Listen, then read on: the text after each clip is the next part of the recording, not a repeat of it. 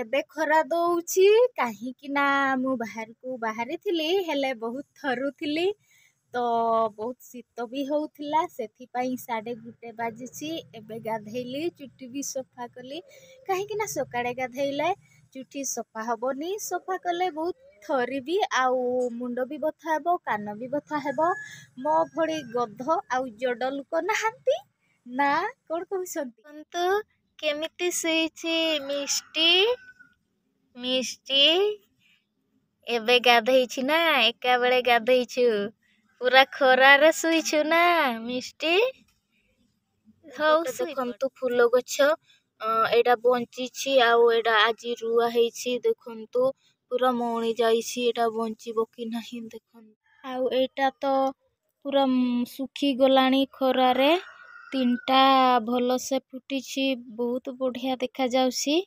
ଆଉ ଏଇ ପୁଟରଟା 3ଟା ଶୁଖିଛି, 3ଟା ଭଲ ଅଛି ଦେଖନ୍ତୁ।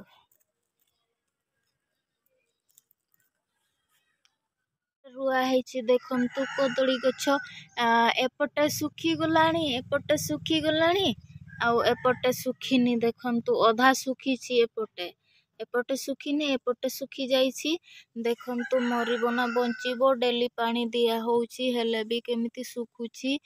ଆଉ ଖରା ବି ବହୁତ ହଉଛି, ଶୀତ ବି। ଆଉ କମେଣ୍ଟରେ କହିଦିଅନ୍ତୁ କଣ ଔଷଧ ଲଗାନ୍ତି, ସେଇଟା କମେଣ୍ଟରେ କହିଦେବେ, ଲଗେଇବା ଆଉ ବଞ୍ଚିଯିବ।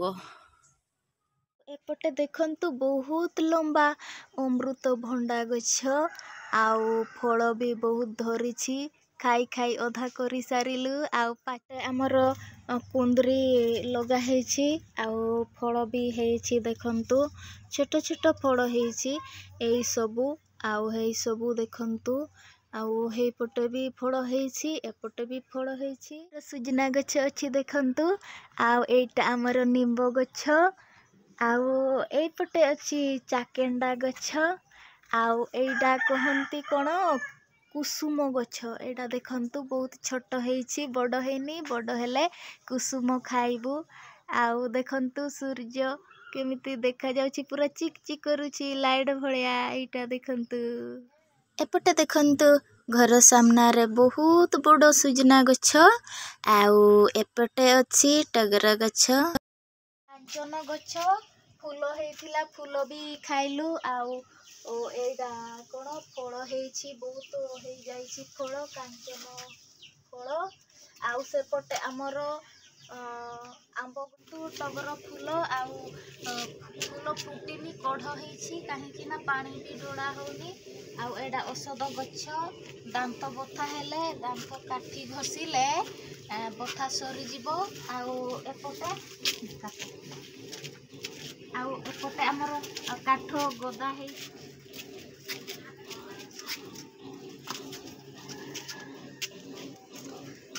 ଆଉ ଏଇଟା ଗୋଟେ ମନ୍ଦାର ଗଛ ଦେଖନ୍ତୁ, ଆଉ ଏପଟେ ବି କାଠ ରଖା ହେଇଛି ଦେଖନ୍ତୁ, ଏପଟେ ଅଧା ରଖା ହେଇଛି କାଠ, କେତେ ଗୁଡ଼ା କାଠ ରଖା ହେଇଛି।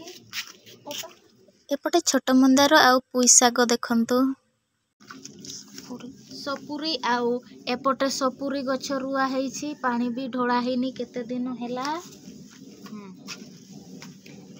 ଆଉ ଏଇଟା ହଉଛି ମନ୍ଦାର ଗଛ।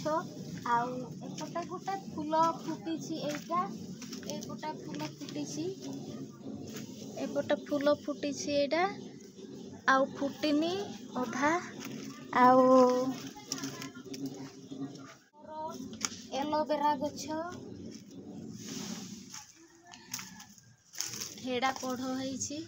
ଆଉ ଏଲୋଭେରା ଗଛ ରୁଆ ହେଇଛି, ଏଇଠି ଗୋଟେ ରୁଆ ହେଇଛି। ଏପଟେ ଦେଖନ୍ତୁ ମନ୍ଦାର ପତ୍ରରେ କଲର ଦିଆ ହେଇଛି, ଏଇଟା ସୁର୍ତିର କାମ। ମୁଁ କାନ୍ଥ କଲର କରୁଛି, ସେ ପତ୍ର କଲର କରୁଛି।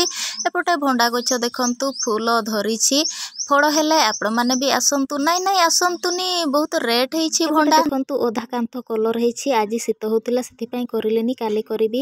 ଶ୍ରୁତି ଆସିକି ନହେଲେ କଲର ମାରିଦେବ, ସେ କହୁଥିଲା ମୁଁ ମାରିବି, ମନା କରିଦେଲେ ସେ ପତ୍ରରେ ମାରିଦେବ। ଦେଖନ୍ତୁ କେତେ ବଢିଆ ପାଚିଛି ଅମୃତଭଣ୍ଡା।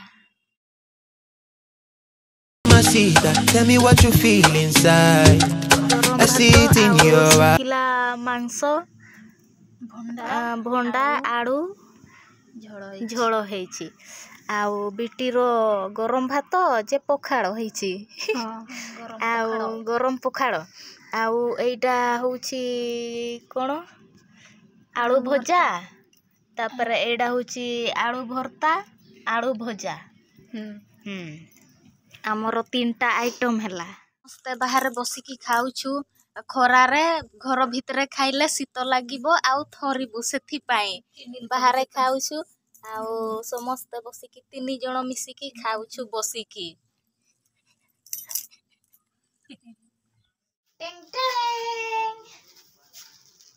କ'ଣ ଆଣିଛି ଏଇଟା ଦେଖ ଆଣିଛି ମୋମୋ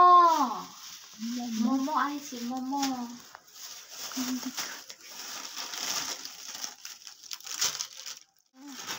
50 ଟଙ୍କା 2 4 6 6টাରେ 50 ଏଇଟା କେମିତି momo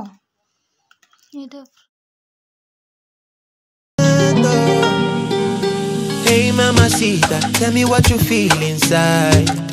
I see it in your eyes. I see the fire burning up.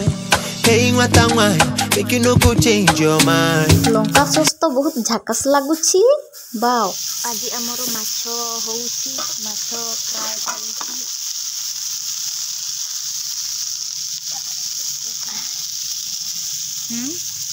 Savitri ଆମର ମାଛ ଫ୍ରାଏ କରୁଛି ନା ଏଇ ଦେଖନ୍ତୁ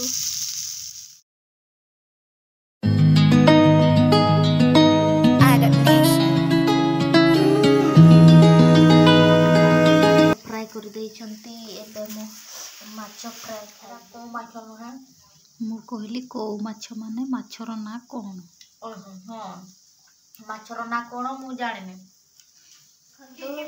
ମାଛ ଝୋଳ ହେଇଛି ଏବେ ଗରମ ଭାତ ଆଉ ଡାଲି ଆଉ କୋବି ଝୋଳ ହେଇଛି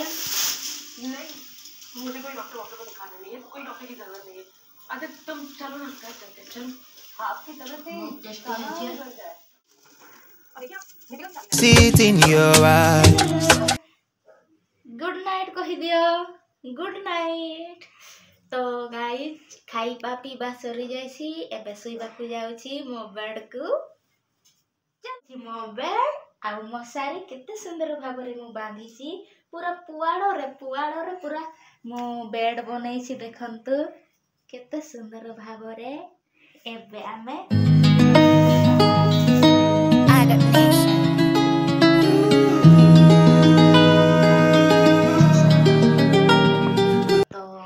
गुड नाइट पुणी देखा नूआ वीडियो सहित बाय बाय।